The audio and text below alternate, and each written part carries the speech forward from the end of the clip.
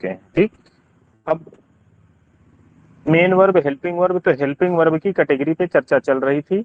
Helping verb में हमने बताया था कि आप उसको जो है दो भागों में जो है बांट सकते हो, एक प्राइमरी ऑक्सिलरी कर देंगे, एक मॉडल ऑक्सिलरी कर देंगे। तो प्राइमरी ऑक्सिलरी पे चर्चा चल रही थी। प्राइमरी ऑक्सिलरी कभी मेन वर्ब का भी काम करती है, कभी ऑक्सिलरी वर्ब का काम करती है। वर्ब अकेले आएगी, ऑक्सिलरी वर्ब करेगी जब ये दो लोगों के साथ आती है, उन साथ आएगी तब जो है लोग मतलब वर्ब। ठीक है, लोग का मतलब वहां आदमी ने ढूंढना शुरू कर देना कि जो है सर ने बताया लोग, तो इसमें आदमी ढूंढना शुरू कर दो तुम। तो तगड़े वाले विद्यार्थी मत बन जाइएगा आप लोग कभी कभी। ठीक है,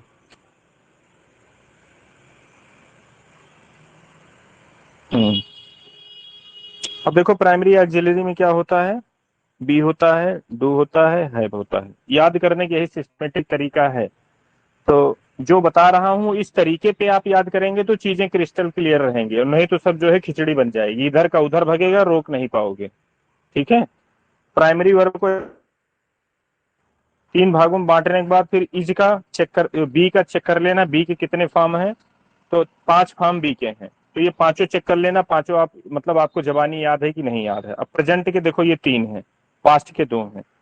फिर डू वाले में चले आना, डू में जो है प्रेजेंट के 2 हैं, पास्ट का इसमें 1 है। हैव वाले में क्या है, प्रेजेंट के 2 हैं, पास्ट का 1 है। बात समझ रहे हैं। और इसमें जितने देख रहे हैं, इसका पास्ट में सिंगुलर प्लूरल में एक यूज हो रहा है, सिंगुलर प्लूरल में ये एक यूज हो रहा है, सिर्फ बी वाले में सिंगुलर प्लूरल में यहाँ पे 2 आ जा रहा है, अदरवाइज जो है नहीं होगा। तो जब सब्जेक्ट वर्ब एग्रीमेंट बनता है तो इससे क्वेश्चन नहीं आएगा, इससे क्वेश्चन नहीं आएगा, क्वेश्चन इससे बन सकता है। बात समझ रहे हैं, या तो प्रेजेंट फॉर्म में देगा, या तो प्रेजेंट फॉर्म में देगा, या इसका देगा, इसमें दोनों दे सकता है। बात ये होगी। तो 3 चीज आप यहाँ पे समझ गए,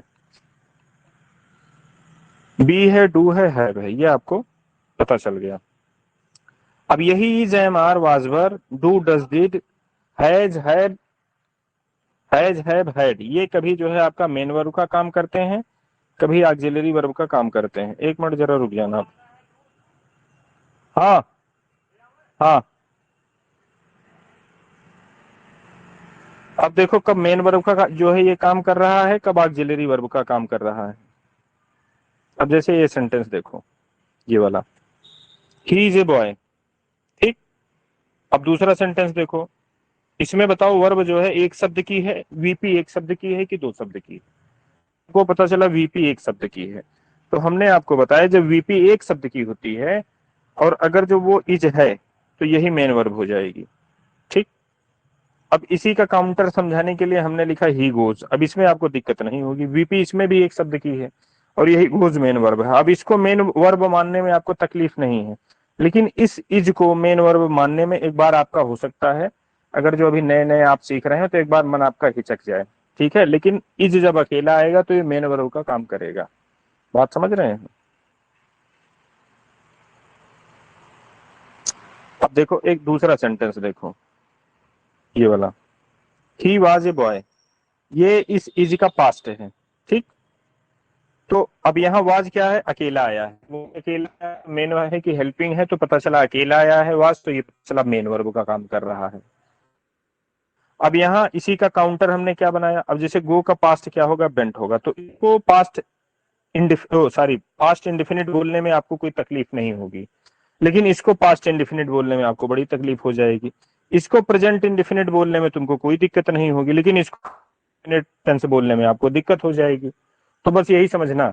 अब जैसे वी, अगर जो बी वर्ब है, मैं पूछूं इसका प्रेजेंट का सिंगुलर फॉर्म क्या है, दूसरा क्वेश्चन है गो वर्ब का प्रेजेंट का सिंगुलर फॉर्म क्या है, दोनों का बताओ आप। बी वर्ब का, सॉरी पहले गो का बताओ, गो सर वर्ब का गोज। प्रेजेंट का गोज। गोज, गोज हो गया गोज।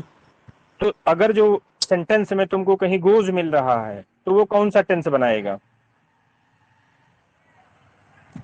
टेंस प्रेजेंट बताओ बनाएगा, फिर प्रेजेंट टेंस। हाँ, और आस्पेक्ट कौन सा आएगा। Zero expect. हाँ, उसको इंडेफिनिट आप बोलो, जीरो आस्पेक्ट या इंडेफिनिट आस्पेक्ट आप उसको बोलेंगे। तो पूरा नाम क्या होगा, प्रेजेंट इंडेफिनिट। अब इसमें बताओ बी वर्ब का सिंगुलर का सिंगुलर फॉर्म कौन सा होगा प्रेजेंट का? बी वर्ब का मैं पूछ रहा हूं आपसे। इज होगा। इज होगा। इज। सर तो जो रूल आप इस पे लगा रहे हो वही रूल इस पे लगा रहे हो। अगर जो इज तुमको कहीं अकेला मिल रहा है तो क्या ये प्रेजेंट इंडेफिनिट टेंस नहीं बनेगा? बनेगा गोज सर। को देख के, गोज को देख के तुम खट से प्रेजेंट इंडेफिनिट टेंस आप बताते हैं, आपकी बाँछें खिल जाती हैं। लेकिन इसमें आपकी बाँछें जो है रहती हैं, लेकिन कहाँ रहती हैं ये पता नहीं चल पाता है। तो ही इज ए बॉय ये भी प्रेजेंट इंडेफिनिट टेंस है, ही गोज देयर ये भी प्रेजेंट इंडेफिनिट टेंस है, he went there past indefinite tense हो जाएगा। बात समझ रहे हैं? सेंटेंस देखो, ही विल इज देयर। अब इज क्या है? सिंगुलर फॉर्म है। तुमको हमने क्या बताया था कि जितनी भी मॉडल ऑक्सिलरी वर्ब हैं उसके बाद जब भी वर्ब आती है तो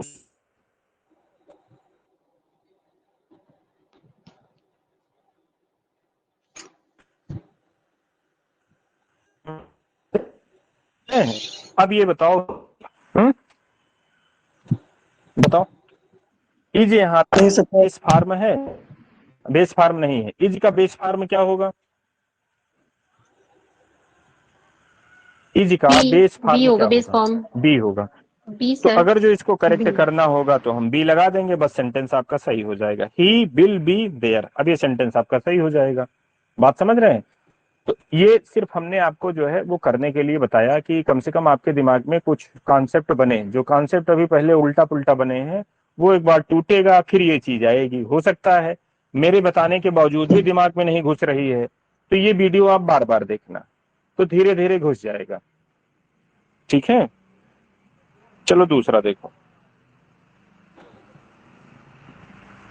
अब देखो, बेस वर्ब और सिंगुलर वर्ब में कुछ अंतर होता है। अब जैसे गो, गो आपकी बेस वर्ब है, ठीक है, लेकिन गोज आपकी बेस वर्ब नहीं है, ये सिंगुलर हो गई।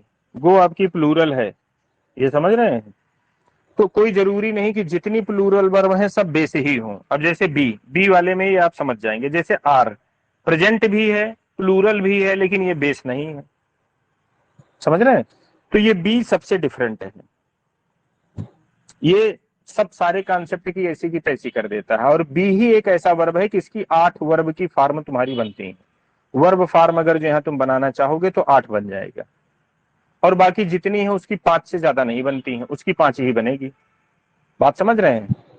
इसका जो है प्रेजेंट में आपका जो है वो, इसमें प्रेजेंट में आपको जो है 3 फॉर्म मिलेगा, और सब में प्रेजेंट में तुमको 2 ही फॉर्म मिलेगा, एक सिंगुलर वाला एक प्लूरल वाला। यहाँ 3 मिल जा रहा है। और जितनी भी वर्ब हैं उनकी पास्ट में सिर्फ एक फॉर्म मिलेंगी, और इसमें इस वर्ब की बी वर्ब में इसकी पास्ट में 2 फॉर्म तुमको मिल जाती हैं। सिंगुलर के लिए अलग आ जाएगा, प्लूरल के लिए अलग आ जाएगा। और बाकी वर्ब की कैटेगरी में जितने भी सेकंड फॉर्म तुम ढूंढोगे, पास्ट फॉर्म, वो सब जो है सिर्फ एक ही यूज होता है। वो चाहे सिंगुलर के साथ लगा दो चाहे प्लूरल के साथ लगा दो। तो बी बड़ा डिफरेंट टाइप का है, समझ रहे हैं? अब इसने आई के लिए एक अलग ही अपना व्यवस्था कर दी कि अगर जो आई कहीं मिल जा रहे हैं तो इनको एम दे दो भैया, कि जाओ तुम एम खा पी के जो है टहलो। बात समझ रहे हैं? समझ रहे हैं?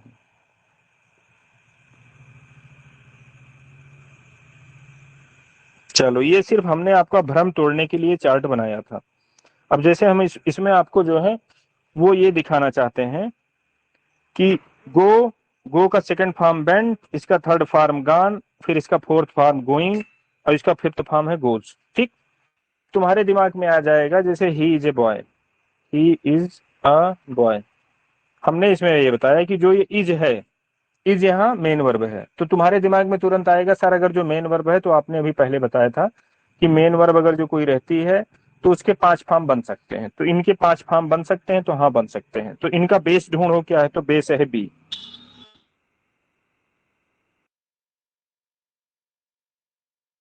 तो अब ठीक, बेस फॉर्म ये हो गया। सेकंड फॉर्म इसका हो गया, सेकंड फॉर्म बेंट हुआ, वैसे बी का सेकंड फॉर्म क्या होगा, वाज वर्ब।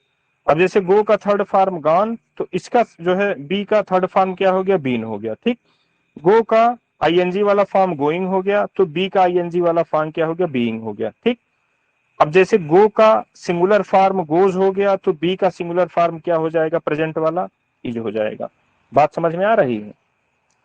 अब एक चीज और समझ लेना कि जो तुम आईएनजी लगाते हो, जो ईडी लगाते हो, समझ रहे हैं, या जो भी आप जोड़ते घटाते हैं, वो कहाँ जोड़ते घटाते हो, वो वर्ब की बेस फॉर्म में ही तुम जोड़ते हो। सेकंड फॉर्म में कभी ईडी नहीं लगता है, सेकंड फॉर्म में कभी आईएनजी नहीं लगता है, क्योंकि वो ऑलरेडी उसमें कुछ ना कुछ लग गया है। जब कोई चीज शुद्ध है, उसी में अगर जो आप कुछ मिलाएंगे तभी कुछ नई चीज मिलेगी। अगर जो कोई चीज ऑलरेडी अशुद्ध हो चुकी है, अब उसमें फिर मिलाओगे तो फिर वो चौपट ही हो जाएगी। इसको मोटा मोटी ऐसे समझो आप। अब जैसे इसमें क्या था, अब जैसे बीइंग, ये करेक्ट है, लेकिन यहां लिखा फिर बीइंग में हमने गड़बड़ हो गया। आईएनजी लगेगा, बी में लगेगा, अच्छा परीक्षा में बीन ऐसे दे दिया जाएगा और लास्ट में आईएनजी लगा दिया जाएगा, और तुम अपनी मतलब वो कहने का मतलब स्पीड के कारण इसको आप परख नहीं पाओगे, यही तुमसे गलती हो जाएगी। तो इतना ध्यान रखना, जो भी तुम आईएनजी लगाते हो, जो भी एस या ईएस लगाते हो, या जो भी कुछ जोड़ते घटाते हैं वर्ब में, तो वो सिर्फ वर्ब की बेस फॉर्म में लगेगा। और बेस फॉर्म कहाँ है? बेस फॉर्म तुम्हारी ये है। जो भी तुमको जोड़ना घटाना होगा इसी में करना, यस या यस लगाओगे इसी में लगाओगे, आईएनजी लगाओगे इसी में लगाओगे, समझ रहे हैं। जो भी तुमको इन्फ्लेक्शन लगाने होंगे सब आप इसी में लगाएंगे, न तो इनमें लगाओगे, न तो इनमें लगाओगे, इनमें लगाओगे। ये ऑलरेडी पहले ही करप्ट है, इनको और करप्ट आपको नहीं बनाना है। बात समझ में आ गई? समझ में आ गई। चलो इनको देखो, ऐसे इसका पास्ट फॉर्म है। जैसे गो का पास्ट फॉर्म क्या हो गया? बेंट हो गया, फिर गान हो गया, फिर गोइंग हो गया, फिर गोज हो गया। डू जब तुम्हारा मेन वर्ब का काम करेगा, मेन वर्ब, तब इसकी मीनिंग हो जाएगी करना, समझ रहे हैं।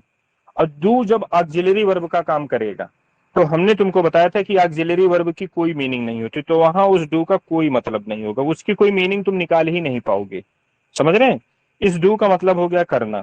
तो जब डू बेस मेन वर्ब का काम करेगा तो इसका बेस फॉर्म हो जाएगा डू, सेकंड फॉर्म हो जाएगा डिड। जैसे गो का सेकंड फॉर्म बेंट हुआ था, वैसे इसका हो जाएगा डिड। थर्ड फॉर्म हो जाएगा डन, और इसका फोर्थ फॉर्म क्या हो जाएगा? डूइंग। और फिफ्थ क्या हो गया, हो जाएगा डज। ये डज जो है सिंगुलर फॉर्म है। अब जैसे मैं एक सेंटेंस लिखता हूं, ही डज हिज वर्क, ठीक। तो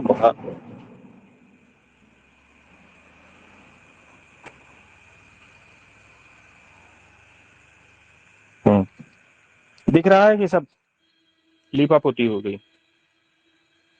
स्क्रीन आपको दिख रहा दिख है रही सर। है? जी सर, दिख रही है। चलो ठीक।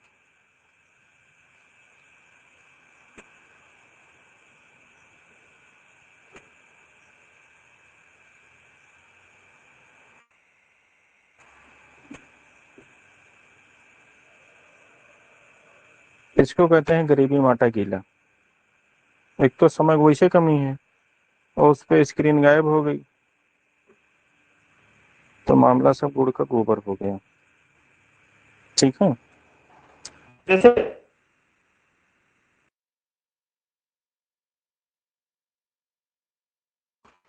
तो अभी तक आपने कहाँ बताया था, सब ऑक्सिलरी में देखा था, तो ये डज, ये इसी डू का ये सिंगुलर फॉर्म है। जैसे ही गोज करेक्ट है, वैसे ही डज ये करेक्ट है। इसका मीनिंग क्या निकलेगा? वो करता है। क्या करता है? उसका काम, समझ रहे हैं। या अपना काम, वो अपना काम करता है। बात समझ रहे? तो डज जब अकेला आएगा तो इसको चौंक मत जाना कि अरे ये अकेला कैसे डज आ गया, ये अपना मीनिंग अलग देगा, समझ रहे हैं। अब इसकी जगह क्या हो जाता, अगर जो दे हो जाता, तो जहां आपने डज यूज किया था यहीं डू आ जाता। बात समझ रहे हैं? समझ रहे हो? कभी कभी बहुत तगड़ा आप लोग समझ लेते हैं। चलो अब इनको देखो। तीसरा तुमको मैं कंपेरिजन दिखाता हूं। जैसे गो बेस फॉर्म, हैव, हैव इसकी बेस फॉर्म है। अब यही देखना, बेस फॉर्म हैव है, बेंट सेकंड फॉर्म, तो हैव की जो है सेकंड फॉर्म हैड। यहाँ गान तो यहाँ हैड, यहाँ गोइंग तो यहाँ हैविंग, यहाँ गोज तो यहाँ हैज, समझ रहे हैं। ये है। तो हैव का सिंगुलर का ये फॉर्म पूछा जाएगा, प्रेजेंट फॉर्म तो आप बताओगे हैज। अब जैसे ये, ही हैज अ कार, ठीक है, ही हैज ए कार। अब बताओ इसमें कौन सा टेंस है? तो पता चला प्रेजेंट इंडेफिनिट टेंस है। जैसे मैं बोलूं ही गोज, तो goes equivalent to has present indefinite tense हो सकता है, तो हैज भी तुम्हारा प्रेजेंट इंडेफिनिट टेंस हो सकता है। रखने से है, पोजीशन से है, ये है यहाँ पे पोजीशन का सेंस दे रहा है, ठीक है। और जब यही हैज तुम्हारा ऑक्सिलरी वर्ब का काम करेगा, तब ये पोजीशन का सेंस नहीं देता है, तब इसकी कोई मीनिंग ही नहीं निकलेगी। तो हमने आपको क्या बताया, मेन वर्ब में मीनिंग होती है, उसी को कहते हैं लेक्सिकल वर्ब, समझ रहे हैं। और दूसरी चीज हमने क्या बताई, कोई चीज अगर जो मेन वर्ब है तो उसकी तुम 5 फॉर्म बना सकते हो। अब जैसे ये मेन वर्ब है, इसकी 5 फॉर्म बनाओगे तो 5 फॉर्म ऐसे बन जाएगी, 5 फॉर्म इसकी ऐसे बन जाएगी, हैव, इज, हैड, फिर हैविंग, फिर हैज। और जब हैव मेन वर्ब के रूप में होता है तो आप इसका पोजीशन का सेंस होता है, तब इसको आप जो है कहने का मतलब कंटिन्यूअस के सेंस में, पोजीशन के सेंस में यूज नहीं कर सकते हो। अब हैव कभी कभी मेन वर्ब के रूप में होता है और वहां वो तब एक्शन वर्ब के रूप में होता है, उसका मतलब तब होता है करना, करना नहीं होता है, तब उसका मतलब होता है खाना, ईट के सेंस में लिया जाता है, तब वहां पोजीशन नहीं होता है। बात समझ रहे हैं। अब जैसे यहाँ अकेला आया है, तब ये मीनिंग रखने का, रखने का, पोजीशन का, ही हैज ए कार, उसके पास एक कार है। अब जैसे, अब ये अगर जो किसी हेल्पिंग वर्ब के साथ आया, जैसे ये हैज किसी हेल्पिंग वर्ब के साथ आया, तो उसकी मीनिंग दूसरी हो जाएगी। जैसे एक सेंटेंस में लिख रहा हूं, इस मोटा मोटी अभी ये समझो, कंफ्यूज हो जाओगे भी। देखो मोटा मोटी ये समझना, हैज का मतलब मेन वर्ब के रूप में एक मतलब होता है रखना, हैज का मतलब मेन वर्ब के रूप में दूसरा मीनिंग होता है खाना, खाना मतलब ईट, समझ रहे हैं। जैसे एक सेंटेंस में लिख रहा हूं,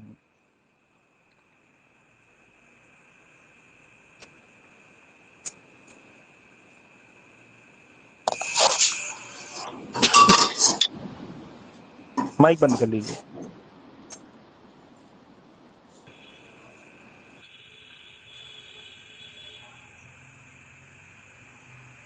देखो एक सेंटेंस में लिख रहा हूं, ही हैज फूड। अब इसकी दो मीनिंग निकलेगी। क्या मीनिंग निकलेगी, ही हैज फूड, उसके पास खाना है, एक मीनिंग और निकल जाएगी। अब इस मतलब हमने क्या बताया था, ईट भी निकलता है, तो यहाँ ईट लगा के देखो, देखो सही मीनिंग आ रही कि नहीं। तो ईट आपने लिख दिया।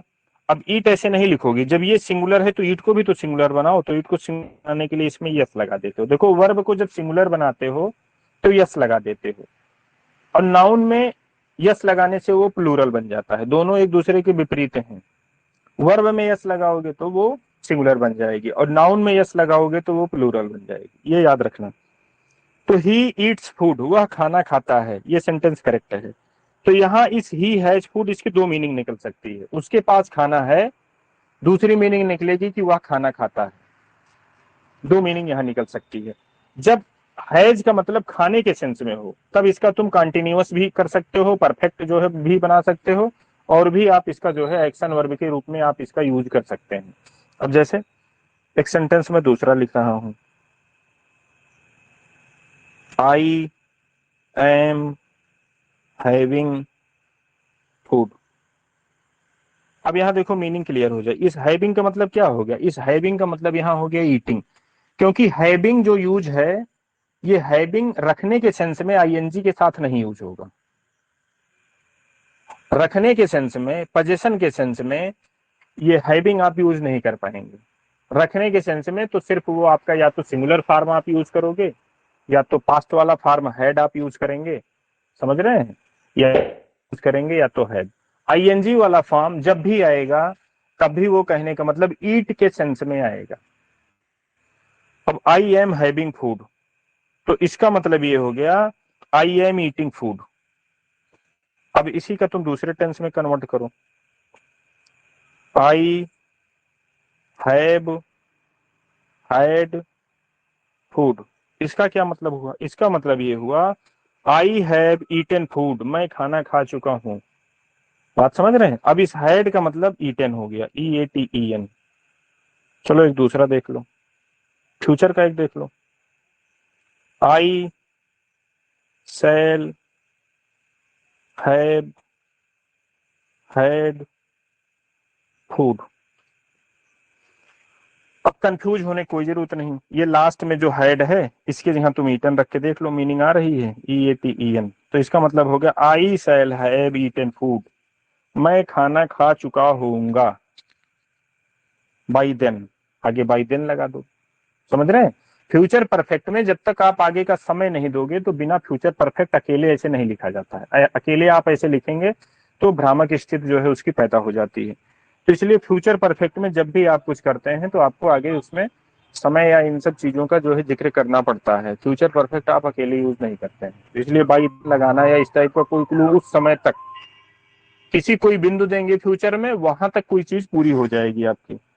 समझ रहे हैं? चलो ये चीज सबको क्लियर हुई। ये हैव वाला यूज समझ में आ गया। देखो हैव का यूज एक्शन वर्ब के रूप में आप तब करेंगे जब हैव का मतलब ईट हो, बाकी पोजीशन के सेंस में इसका ING फॉर्म के रूप में यूज नहीं होता है। यहां तक किसी को कोई दिक्कत? अब आपकी प्राइमरी ऑक्सिलरी का जो यूज था वो पूरा हो चुका है। अब इसमें आप फंसेंगे निगेटिव बनाने में, इंट्रोगेटिव बनाने में। अब चलो सबका थोड़ा थोड़ा निगेटिव मैं तुमको बना के दिखाता हूं।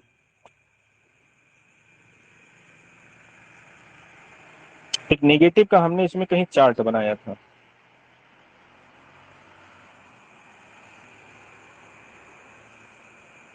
अब जैसे I do not, I don't go, ठीक, गो यहां मेन वर्ब है,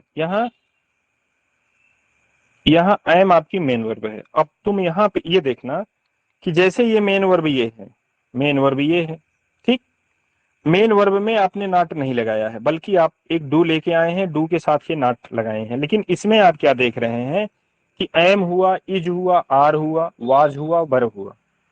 ये बी वाली फैमिली, इतने कहने का मतलब इनमें जितने पढ़ेंगे उतने रूल इतने इनके साथ अलग अलग यूज हो रहे हैं। अब देख रहे हो ये मेन वर्ब है, इसके बावजूद डायरेक्ट ना जा रहा है। प्रेजेंट इंडिफिनिट टेंस ये भी है, लेकिन प्रेजेंट इंडिफिनिट टेंस होने के बावजूद डू डज का यूज ये नहीं कर रहा है। जैसे प्रेजेंट इंडिफिनिट टेंस का जब तुम नेगेटिव बनाते हो तो डू, जैसे इसमें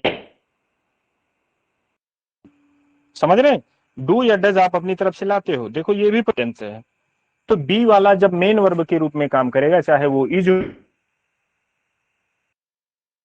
उसके जस्ट बाद आप तुरंत नॉट लगा देते हो।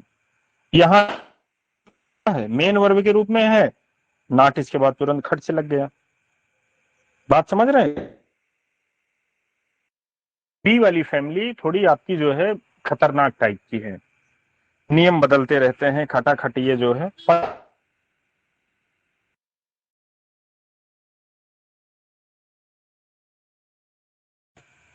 नॉट गो, ठीक, फ्यूचर सिंपल फ्यूचर है, निगेटिव वाले, समझ रहे हैं? चलो इसको देखो, बी वाला हाँ जो है सही, बॉय।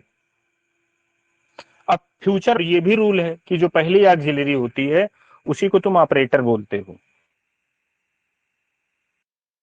अब ये पहली ऑक्सिलरी यहां आ गई तो अब नॉट अब ये इसके साथ आया, इस वजह से अब ये बच गए, इसकी वजह से। अदरवाइज अगर जो ये ना होता तो यहां तो पहली चीज तो बी आप यूज नहीं करते, प्रेजेंट अगर जो टेंस होता तो या तो इज यूज करते, पास्ट होता तो वाज करते, और फिर उसी के जस्ट बाद नॉट लगा देते।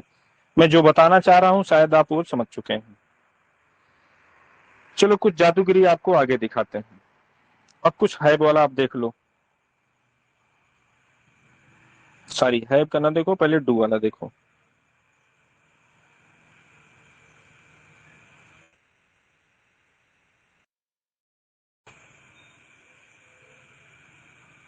देखो ही गोज, समझ रहे हैं? तो अब इसका नेगेटिव बनाओगे तो क्या बनेगा? ही डज नॉट गो, ठीक। अब यहां अब डू वर्ब हमने मेन वर्ब के रूप में यूज किया, ही डज वर्क, समझ रहे हैं? अब इसका, अब ये मेन वर्ब के रूप में है, जब इसका नेगेटिव बनाओगे कैसे बनेगा? तो आपने क्या देखा कि ही don't do his duty, sorry duty की जगह आप यहाँ वर्क कर दो, क्योंकि सिमिलरिटी हमको इससे दिखानी है, उसका कोई खैर मतलब भी नहीं है। तो आपने क्या देखा, जो इज होता है, एम होता है, आर होता है, वाज होता है, वर होता है, बी वाली फैमिली में, बी वाली फैमिली में आपने क्या है, उसके बावजूद नॉट लग रहा है। लेकिन डू वाले में क्या है, डू वाला भी प्राइमरी ऑक्सिलरी, प्राइमरी ऑक्सिलरी वाली चैप्टर में आप इसको भी पढ़ रहे हैं, ये भी मेन वर्ब के रूप में तुम पढ़ रहे थे तब, नॉट खट इसी के साथ भी मेन वर्ब है, लेकिन अब डायरेक्ट नॉट आप इसमें नहीं लगा रहे हैं। अब इसको तुम तवज्जो कौन सी दे रहे हो, इसको तवज्जो जो है वो लेक्सिकल वर्ब वाली तवज्जो आप इसको दे रहे हो। लेक्सिकल वर्ब जैसे जो उसका उसके साथ ट्रीटमेंट होता था कि ऑक्सिलरी वर्ब तुम अपनी तरफ से लेके आते थे, तो सेम वही देख रहे हो कि ऑक्सिलरी वर्ब आप इस डू में डायरेक्ट आपने नॉट नहीं लगा दिया, ऑक्सिलरी वर्ब आप अपनी तरफ से लाए, उसके बाद आप नॉट लगाए। अब यहाँ डू नहीं होना चाहिए था, ये डज होना चाहिए था, ये प्रिंटिंग मिस्टेक है, समझ रहे। He does not do his duty, तो डज आप अपनी तरफ से लाए, फिर डू लगाए, तब ये किए, तो आपने अंतर समझा। ये जो डायरेक्ट नॉट लगने वाली फैसिलिटी है, ये सिर्फ दो ही प्राइमरी ऑक्सिलरी में है। आप इसको हैव के साथ यूज कर सकते हैं, और आप इसको जो है बी के साथ यूज कर सकते हैं, समझ रहे हैं। बी के साथ तो अमेरिकन ब्रिटिश सब में होता है, लेकिन जो आप जिसे आई है बेकार पोजीशन के सेंस में, तो उसको आप दो तरीके से भी बना सकते हो, आगे मैं आपको बताऊंगा। लेकिन यहाँ पे ध्यान देना कि डू की एकदम अलग हिसाब किताब है, बिल्कुल ये मेन वर्ब जैसे ट्रीटमेंट इसके साथ होता है, भले ही आप ऑक्सिलरी वर्ब वाले पोर्शन में आप पढ़ रहे हो, समझ रहे हैं। यहां तक किसी कंफ्यूजन हो तो बताओ।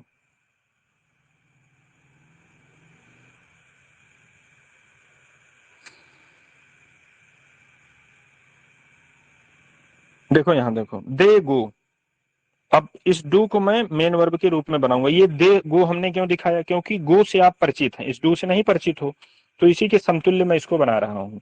दे डू दियर वर्क, अभी डू यहाँ मेन वर्ब हो गया, अब तुमको इसका निगेटिव बनाया, तो निगेटिव कैसे बनाओगे, डू तो रहेगा मेन वर्ब, तो मेन वर्ब देखो ये हो गया। अब अपनी तरफ से तुम इसका जो है, ये प्लूरल था तो प्लूरल के साथ डू आता है ऑक्सिलरी वर्ब के रूप में, तो आपने डू लगाया, फिर उसके बाद इस डू में आपने नॉट लगाया, समझ रहे हैं। इस डू दूसरा वाला जो डू था इसको आपने छोड़ दिया। They don't do his work या हिज ड्यूटी, या सॉरी दियर ड्यूटी आप यहाँ पे कर देंगे।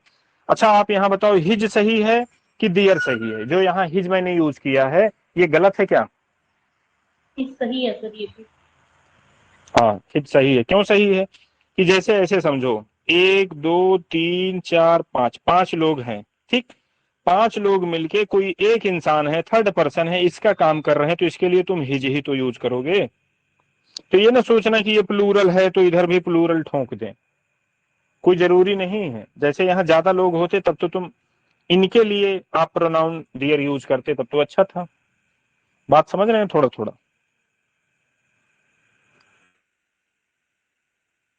जी भाई, या वो अपने लिए काम कर ले होते तो। हाँ चलो, ये डू वाला आपने अब है बोला बॉल देख लीजिए।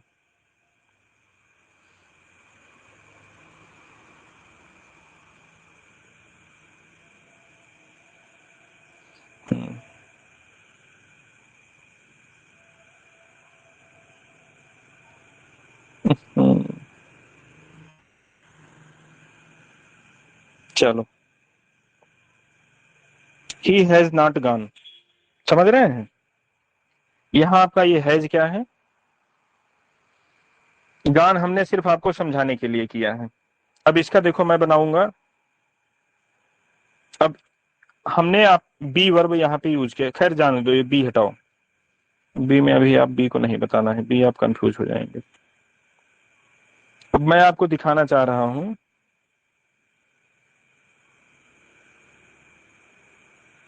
छोड़ो हटाओ, लिख के बताता हूं। जैसे एक सेंटेंस देखो, आई है बेकार, प्रेजेंट इंडेफिनिट टेंस से है, इसका निगेटिव बनाना है, तो इसका निगेटिव जो है आप दो तरीके से बना सकते हैं। जैसे आई हैवंट ए कार, सीधे इसी में आप नॉट लगा दो, ऐसे भी बन जाएगा। I do not have a car, आप इसको ऐसे भी बना सकते हैं। तो हैव वाली के साथ दो फैसिलिटी है, हैव, हैज, हैड, इनके साथ दो फैसिलिटी है। आप चाहे डू लगा के, डिड लगा के आप ऐसे भी बना सकते हैं, या ज्यादा प्रचलन में हैवेंट, ये अमेरिकन है, सॉरी जो डायरेक्ट आप इसी में नॉट लगा देते हो ये ब्रिटिश वाला है, और जो आप डू लगा के आप बनाते हो वो अमेरिकन है। बात समझ रहे हैं? कैसे नहीं समझोगे आप? देखो, आई हैव अ कार, इसका निगेटिव बनाना होगा, आप दो तरीके से बनाओगे, I do not have a car. ठीक, दूसरा तरीका क्या है, I have not a car. आप ये कैसे बना सकते हैं? तो जो ये वाला है ये ब्रिटिश है, ब्रिटिश का ओल्ड यूज है, समझ रहे हैं? ये ब्रिटिश का आपका ओल्ड यूज है, लेकिन ऐसा नहीं कि ये रॉन्ग है, ब्रिटिश का ओल्ड यूज है तो ये रॉन्ग नहीं है, ये अभी भी ग्रामेटिकली एकदम बिल्कुल करेक्ट है। समझ रहे हैं? परीक्षा में दोनों आएगा तो क्वेश्चन ये पक्का हो जाएगा, ये भी करेक्ट है आपका, ये भी करेक्ट है।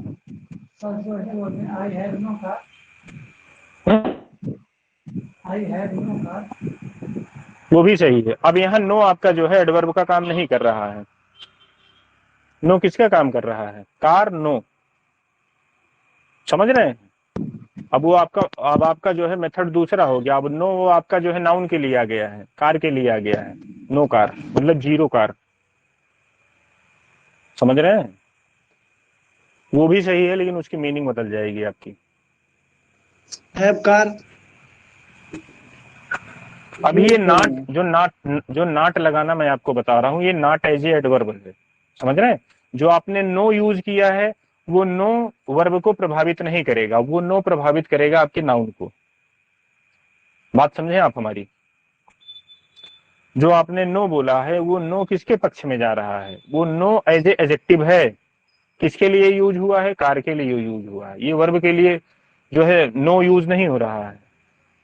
बात समझ रहे हैं आप? ये चीज सबको समझ में आ गई है वो वाली दिक्कत? अब इसको मैं कुछ एक्सरसाइज आप लोगों को भी दे रहा हूँ कुछ, ये लोग आप लोग इसको सॉल्व करिएगा। हेलो, हाँ? चलो आज इसको यहीं तक खत्म करते हैं, ठीक है? नमस्कार।